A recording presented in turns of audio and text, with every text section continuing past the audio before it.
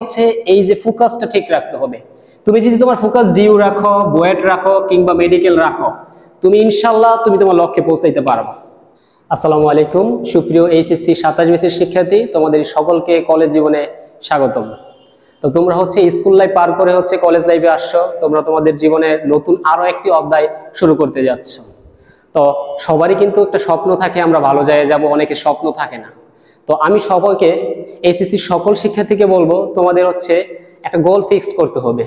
সেটা হচ্ছে কি, তোমাদের প্রথম কাজই হচ্ছে আজকে বাসায় বসে হচ্ছে তোমরা একটা ড্রিম লিখবা, যে তোমাদের টেবিলের সামনেই থাকবে I have a dream, I have a dream. এখন আই হ্যাভ এ ড্রিম লেখার পরে আমি কি লিখবো? আই হ্যাভ এ ড্রিম লেখার পরে আমরা এখানে লিখবো কার কি ড্রিম আছে। এখন কেউ হচ্ছে ঢাকা ইউনিভার্সিটি চান্স পেতে চায়, কেউ হচ্ছে বুয়েটে পড়তে চায়, কেউ মেডিকেলে পড়তে চায়। যে যার ইচ্ছা আছে, যার যেটা আছে সেটাই ফোকাস করবা। এখন ধরো আমি হচ্ছে বুয়েটে ফোকাস করলাম, যে আমার টার্গেট হচ্ছে বুয়েট কিংবা হচ্ছে ডিইউ অথবা কি মেডিকেল।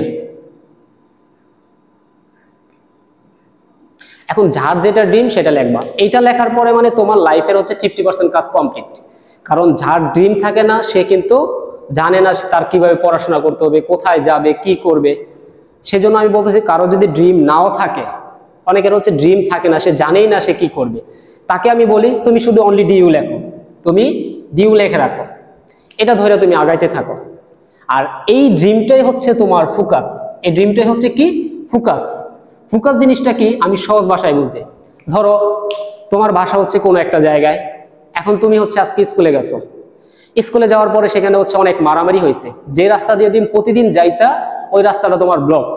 এখন তোমার আর একটা বিকল্প রাস্তা আছে, ওইটা দিয়েও যাওয়া যায়, এবং সেম রাস্তাটা হচ্ছে ব্লক। তাহলে তুমি কি করবা?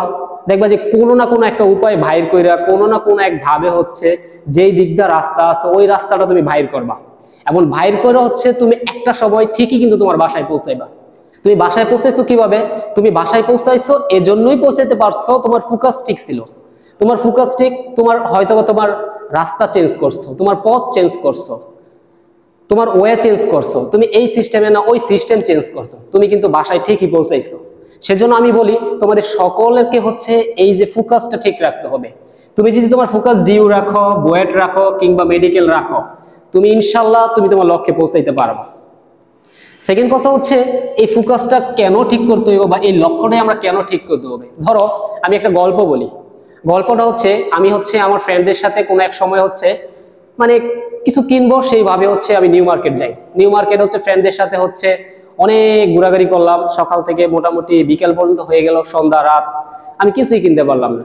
আসলে কি আমার ওই দিন হচ্ছে ফোকাস ছিল না যে আমি কোনো কিছু কিনবো। আমার মনে হইলো যে যদি পছন্দ হয় তাহলে কিনবো, আর না হলে কিনবো না। সেম একইভাবে কোনো একদিন হচ্ছে আমি বাসায় আসবো, শীতকাল। তো শীতকালে হচ্ছে আমার একটা জ্যাকেট প্রয়োজন ছিল।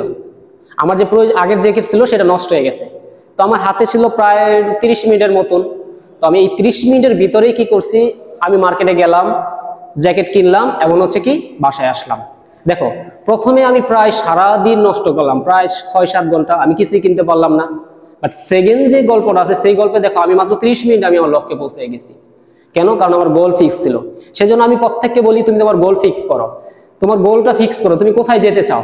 তুমি যদি গোল ফিক্স করো, তোমার 2 দিনের রাস্তা তুমি 1 দিনে সলভ করতে পারবা, তোমার 2 বছরের রাস্তা তুমি 1 বছরে সলভ করতে পারবা। ক্লিয়ার? তো আমি সবাইকে বলছি, এইচএসসি 27 ব্যাচের সকল শিক্ষার্থীদেরকে বলতেছি তোমরা হচ্ছে তোমাদের গোল ফিক্স করো, এটাই তোমাদের ফার্স্ট কাজ। গোল ফিক্স